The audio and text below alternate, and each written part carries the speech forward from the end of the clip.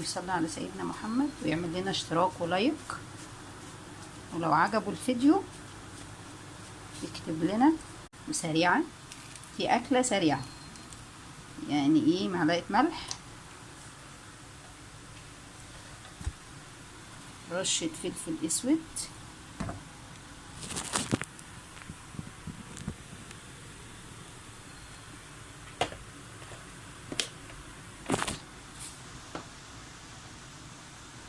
رشة قرفة بسيطة جدا، وهنقلبها مع بعض.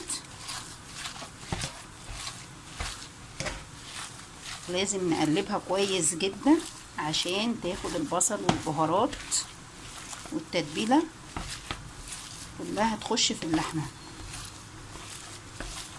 بصوا الريحة واحنا لسه ما عملنا. بصوا يا امارات كده بعد ما خلصت، شايفين؟ نحطها مع النار، هتاخد مننا تشويحة بسيطة جدا عقبال ما نعمل لها بقى الصلصة بتاعتها. وهرجع لكم تاني. شايفين الكفتة ابتدت تعمل معانا ايه بقى؟ ابتدت تغلي زي ما انتم شايفين كده، عشان ما تفكش مننا. احنا بنسيبها على نار هاديه لحد ما ايه يبقى بالشكل اللي انتم شايفينه ده. رجعت لكم تاني مع كفته الدجاج بالبش كده بعد ما الصلصه خلصت.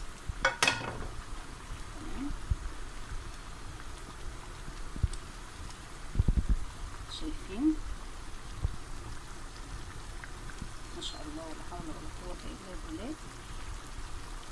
يلا يا جماعه، مستنيين ايه؟ اشتراك بقى للقناه ودوسوا لايك، واللي يعجبه الفيديو يبعت لنا ان هو عجبه.